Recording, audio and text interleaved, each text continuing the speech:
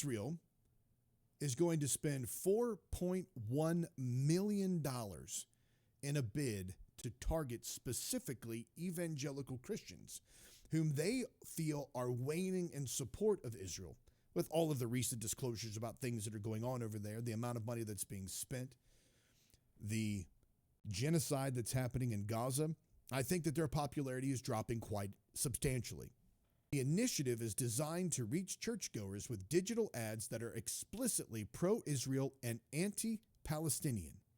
You just decide that you want to head on over to church and just enjoy the service.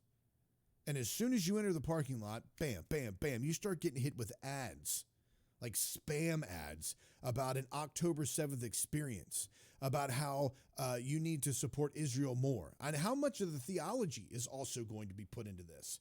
How much are they going to manipulate you by telling you that if you are a Christian and you love Jesus, that you have to support the state of Israel? You won't be able to go to church without being bombarded with politics of a foreign country and how you should support a foreign country. And if you don't support a foreign country, well, you don't love Jesus.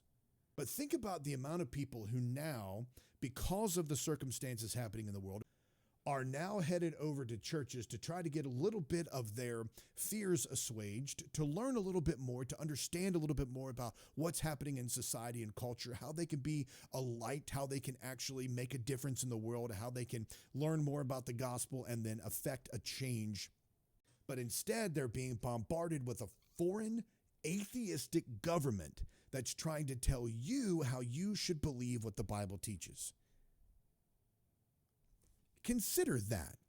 If you went to church and they were using Sam Harris videos to teach you about the Bible, not to show you the other side's perspective, not to open up your mind so you get the other viewpoints, but they were saying, hey, let's listen to Sam Harris because he's going to tell you how to interpret the scriptures, I would have a bit of a problem with that. And you should have a bit of a problem with that.